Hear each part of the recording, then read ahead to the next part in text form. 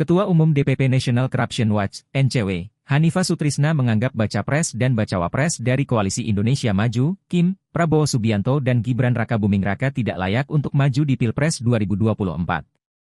Berdasarkan catatannya, Prabowo dan Gibran diduga terjerat kasus korupsi. Untuk Prabowo, Hanifah mengatakan Ketua Umum Partai Gerindra itu diduga melakukan 2 tindakan korupsi. Pertama, dia mengungkapkan Prabowo diduga melakukan korupsi terkait pembelian 12 pesawat tempur Mirage 205 bekas.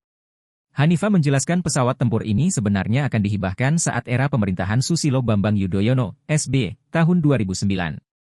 Bahwa Prabowo ini, dugaan terhadap pembelian pesawat bekas Mirage 2005 yang kami duga adalah pesawat yang sama yang dahulunya akan dihibahkan ke Republik Indonesia tahun 2009 yang pada saat itu Menteri Pertahanannya adalah Juwono Sudarsono, katanya.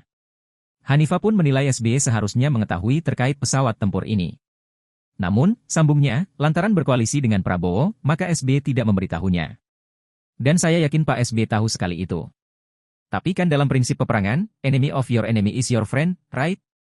Jadi kalau seandainya sekarang, dikatakan Pak SBY itu sebenarnya tahu yang terjadi dengan pesawat impor bekas ini, saya yakin mereka berkooptasi berdua dan saya yakin pun kalau kita minta Pak SBY berbicara apa adanya, ya saya yakin dia nggak mau berbicara, jelas Hanifah.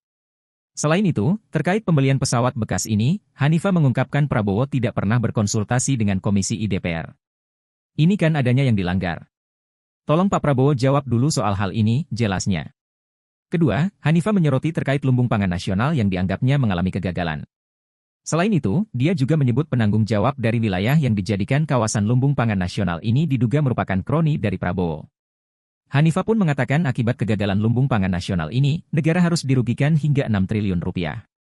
Tapi apa yang didapat? Nilai uang yang dikeluarkan 6 triliun rupiah 2020 hingga 2022 sampai saat ini tidak bisa dipertanggungjawabkan, artinya dianggap gagal, ujarnya.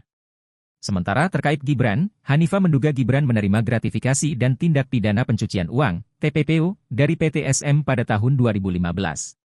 Hanifah mengatakan hal ini mengutip dari hasil temuan dari analis sosial politik Universitas Negeri Jakarta, UNJ, Ubedillah Badrun. Dia mengungkapkan Gibran bersama adik kandungnya, Kaesang Pangarep diduga menerima kucuran dana sebesar 99 miliar rupiah dari PTSM. Nah, tiba-tiba Kaesang dan Gibran menerima kucuran uang, berdasarkan laporan dari Ubedillah ini, sebesar 99 miliar rupiah. Ini kan fantastis, tuturnya. Kemudian, Hanifah turut menyoroti 4 bisnis yang sempat dikembangkan oleh putra sulung Presiden Joko Widodo, Jokowi, tersebut dan berujung gulung tikar. Keempat bisnis tersebut, kata Hanifah, yaitu ternak kopi, Go-Ola, Siap Mas, dan Madang. Berkaca dari hal tersebut, Hanifah menganggap Gibran belum layak untuk maju dalam Pilpres 2024. Download Tribun X sekarang, menghadirkan lokal menjadi Indonesia.